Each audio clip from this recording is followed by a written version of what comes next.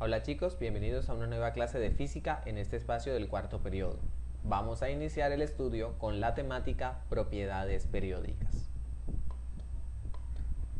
Podemos definir una propiedad periódica como una característica que se mantiene o que se repite a lo largo de una serie de elementos en intervalos fijos, los cuales en la tabla periódica están representados por los grupos y los periodos. Para cada elemento químico, esos cambios en las características que ocurren de manera secuencial ayudan a determinar el comportamiento químico y físico de cada uno de los elementos. Al agruparlos en grupos o periodos, podemos también predecir cuál será el comportamiento de elementos similares o que se encuentren dentro de las mismas familias, ya sea familias de grupos u familias de periodos. Un ejemplo de esto sería el volumen atómico, el cual está definido por el espacio que ocupa la totalidad de la estructura atómica. Se supone que los átomos más grandes se ubican hacia la izquierda y hacia abajo de la tabla. Si observamos esta gráfica en la que están organizados los elementos se puede observar que el volumen atómico aumenta a medida que descendemos en los grupos, es decir, que pasamos desde los elementos superiores más pequeños hasta los elementos inferiores más grandes. También, curiosamente, observamos que el volumen atómico disminuye hacia la derecha en dirección de los periodos. ¿Qué significa esto? Que los elementos con menores niveles de energía tienen los volúmenes más grandes. Observado en esta gráfica, podemos decir que estos elementos que se encuentran en estado normal, aquellos que tienen las esferas rojas para los metales alcalinos, alcalinoterros y el hidrógeno, son mucho más grandes que los elementos que se encuentran en la parte superior de cada uno de sus grupos verticales. En el caso de las líneas horizontales, podemos notar que los elementos que se encuentran en el extremo izquierdo son mucho más grandes que los elementos que se encuentran en el extremo derecho en color amarillo.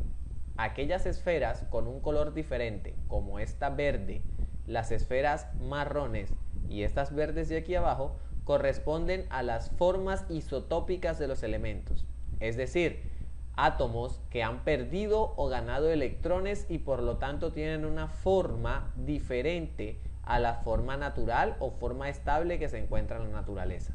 Por ello, pueden presentar un volumen atómico que sea mayor o menor.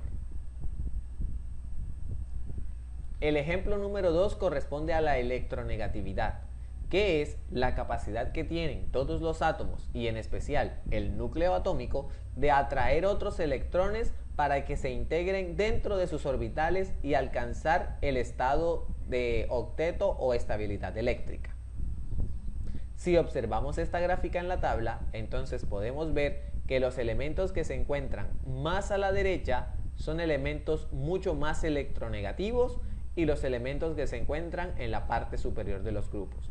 En este orden de ideas, podemos ver que los metales alcalinos y metales alcalinotérreos tienen menor capacidad de atraer electrones que los elementos no metálicos. Es decir, que los no metales son los elementos más electronegativos de la tabla.